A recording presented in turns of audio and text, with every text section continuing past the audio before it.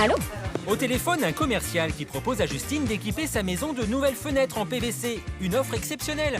Mais Justine vit en appartement. Alors, ça m'intéresse pas du tout.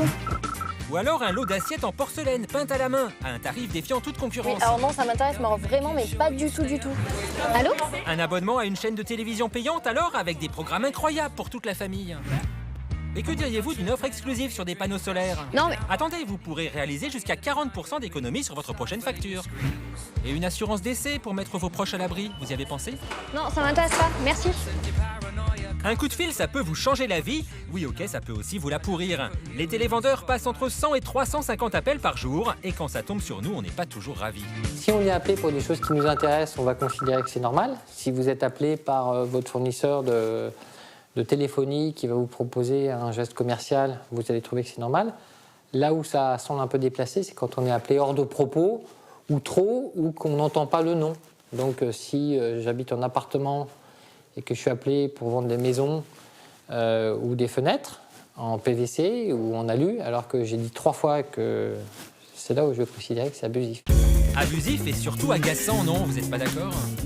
Oui, il m'arrive d'être démarché par téléphone. Tous les jours, il y a bien quelqu'un qui appelle. Oui, c'est très pénible. On veut toujours vous vendre des meubles, tout ça, et puis ça ne nous intéresse pas. C'est toujours la même société qui vous rappelle. Là, c'est souvent pour des fenêtres ou des choses comme ça. Enfin, rien de très intéressant. Ça vous agace? Bah oui, c'est bien sûr, parce que le téléphone sonne, alors ou vous dormez, vous êtes occupé, ou vous faites quelque chose, bien sûr que c'est agaçant. C'est assez dérangeant quand même, et intrusif dans la vie. En fait, ils veulent vendre, ils font des pressions, on n'a pas le temps de réfléchir. En plus, ils insistent en fait, c'est ça le truc. Ça peut être très tôt le matin ou après 7h le soir, donc ouais, c'est un peu intrusif. En fait, il faudrait qu'on puisse choisir si on accepte ces appels ou pas. Il faudrait qu'une fois qu'on a dit non, on veut pas recevoir de publicité, qu'ils arrêtent. Quand c'est masqué, je réponds pas. Voilà. Ne pas répondre au numéro masqué, c'est une méthode. Seulement pour nous inciter à décrocher notre téléphone, les centres d'appel ont quelques astuces. Il y a quelques clés assez malines. D'abord, c'est l'identification de l'appelant. Le numéro qu'appelle, quand j'appelle en numéro inconnu, ça suscite de la crainte et donc je ne décroche pas. Donc la clé, c'est de faire apparaître un numéro qui fait croire que ce n'est pas un numéro inconnu, donc un 04 ou un 01. Et on peut même aller un peu plus loin, je peux pirater des bases et vous faire croire que j'appelle avec un numéro qui est dans votre fichier. Donc là, vous décrochez parce que vous croyez que c'est votre petit copain, votre grand-mère, et en fait, c'est quelqu'un d'autre. La deuxième technique, c'est qu'on utilise des automates d'appel qui font beaucoup d'appels. Dès qu'on tombe sur quelqu'un qui répond, qu'on n'a pas un répondeur, on va mettre un agent en ligne. Puis il y a maintenant des robots carrément, et c'est ce qui se passe parfois, qui nous appellent depuis très très loin, et puis qui peuvent en effet passer les curseurs, et c'est là où on trouve qu'il y a du harcèlement. Des robots qui nous appellent, c'est plus rentable pour les centres d'appel. Et pour augmenter leur base de données, ils ont juste à se servir dans le marché des données personnelles. Sur Internet, en effet, de nombreuses entreprises proposent d'acheter des fichiers de numéros de téléphone. En quelques clics, on peut louer les coordonnées de milliers de personnes. Et surtout, on peut choisir de cibler une catégorie bien précise de la population. Des propriétaires, ou des jeunes de 20 à 35 ans, ou encore des grands-parents aisés. Le processus est très simple. Oui, bonjour. Je vous appelle parce que je voulais passer une commande en ligne pour avoir un fichier de particulier. Je voulais savoir comment ça se passait en fait. Une fois qu'on a payé, on reçoit directement le fichier, c'est ça? Oui, c'est ça. En fait, vous avez un petit délai de temps que le fichier se génère. Si vous payez en ligne par carte bancaire, c'est maximum 2 heures. Maximum 2 heures, d'accord. Voilà. Là, les numéros, c'est des gens qui sont d'accord pour être contactés ou c'est des gens qui vont râler au téléphone si on les contacte? Ça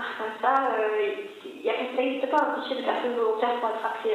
Le fichier est constitué par les moyens, par défaut, c'est-à-dire que ce sont des personnes qui sont sur des listes et qui ne sont pas opposées au fait de recevoir des communications. Mais comment nos numéros se retrouvent-ils sur ces listes? On a posé la question à un autre vendeur de données pour savoir comment ces entreprises recueillent ces informations. Il y a des vols de données. Il y a des, pardon? Des vols de données. Il y a des gens qui volent des données ou qui les utilisent frauduleusement. D'accord. Qui ne respectent pas des abonnements, qui ne respectent pas... voilà. Mais on peut trouver des sites qui sont facilement accessibles et qui font du vol de données ou... Qui vendent des fichiers qui ont été collectés en dehors de la réglementation. D'accord. Ça, c'est pour la partie illégale. Mais pour la plupart, ces fichiers sont composés à partir de différentes sources récoltées en toute légalité. Et tout ça, c'est votre faute. Prendre un abonnement téléphonique, participer à un jeu concours, à chaque fois vous donnez vos coordonnées et certaines entreprises les récupèrent sans que l'on soit forcément au courant de leur utilisation.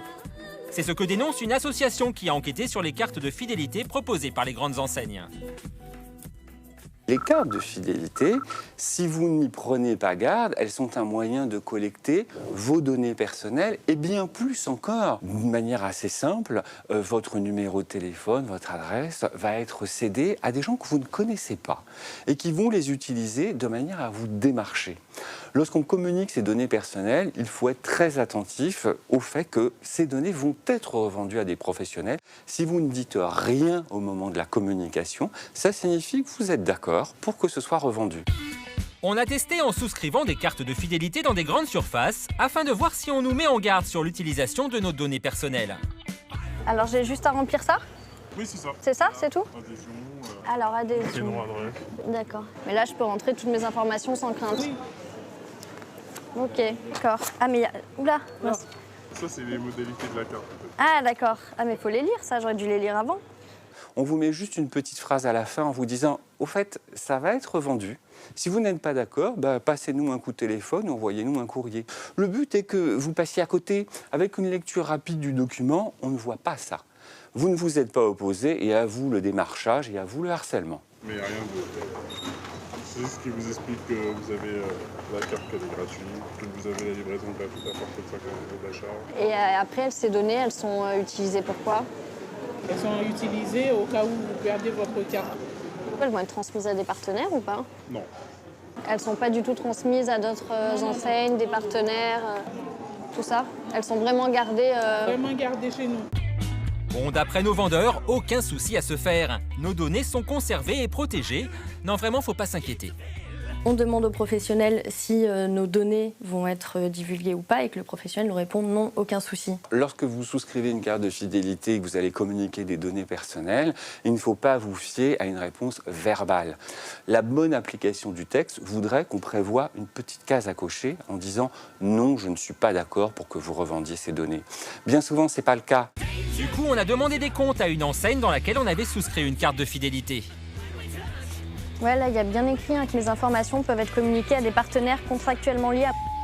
Sauf si je m'y suis opposée. Mais j'ai pas souvenir de m'y être opposée parce qu'on n'en avait jamais parlé. Du coup... Voilà, je vous appelle pour une cliente qui souhaiterait avoir des renseignements vis-à-vis de l'utilisation des informations personnelles, vous savez, sur la base des données clients. Un simple coup de fil à la direction et hop, nous voilà rayés de leur fichier. D'accord, c'est parfait. Merci à vous aussi, au revoir. Voilà, c'est bon. Elle a décoché les... Qu'est-ce qui s'est passé? A priori, c'était pas... D'office, c'est activé. Donc en fait, par principe, c'est activé. Et il faut faire la démarche pour demander de... Oui, parce que sur notre bulletin d'adhésion, c'est pas précisé de ne pas l'avoir. Et ouais, c'est ça. Ouais. Problématique. Je suis d'accord. D'accord. J'avais jamais fait attention. Ok. Après, il faut les comprendre aussi. C'est vrai ça, quand on souscrit une carte de fidélité dans la grande distribution, on peut devenir très intéressant. Quand vous allez utiliser votre carte de fidélité pour vos achats, on va établir un profil de consommation. Et un profil de consommation, c'est très indiscret. Selon les achats que vous allez pouvoir faire dans une grande surface, on va pouvoir savoir si vous êtes au régime, si vous avez des enfants, des animaux, et bien plus encore. On voit bien que le profil, il est beaucoup plus indiscret que vos noms, prénoms, adresses. Il ne nous reste plus qu'à faire le tour de toutes nos cartes de fidélité pour espérer gagner un peu de tranquillité. Un autre moyen pour limiter les appels intrusifs est de s'inscrire sur une liste anti-prospection, la liste Pacitel, créée par des acteurs du secteur de la vente et de la téléphonie. Le fonctionnement de Pacitel est relativement simple. Le consommateur peut s'inscrire jusqu'à 6 numéros gratuitement, fixes ou mobiles. Ensuite, les entreprises qui ont adhéré à Pacitel téléchargent cette liste pour supprimer de leur propre fichier les numéros de Pacitel. Si bien qu'ensuite, lorsqu'ils appellent, ils n'appellent pas les numéros inscrits dans Pacitel. Le problème, c'est que toutes les entreprises ne jouent pas le jeu. Une centaine seulement ont adhéré à ce dispositif payant. Alors forcément, pour le million de consommateurs inscrits, les résultats ne sont pas toujours à la hauteur. les plus énervés sont ceux qui se sont inscrits sur Passitel et qui souvent, parce qu'ils ont mal lu ou pas compris, pensent qu'ils ne vont plus être appelés. C'est souvent ça les appels. Voilà, ils ne sont plus appelés par ceux qui ont choisi d'adhérer à Passitel. Mais moi, si je suis un fournisseur un peu borderline de pompes électriques, etc., j'appelle tout le monde, je ne vais pas m'inscrire sur Passitel. Passitel... Alors, en attendant, si on en a assez d'être sollicité par téléphone, qu'est-ce qu'on fait? Si on ne souhaite pas être dérangé, je pense qu'il vaut mieux pas avoir de téléphone ou il faut donner son téléphone de façon très très discrétionnaire. Le marketing téléphonique intensif n'a pas cessé du tout en France, il continue même. Et puis d'ailleurs, il continue parce que c'est la crise et que les sociétés ont besoin de vendre et elles ne vont pas s'arrêter d'appeler.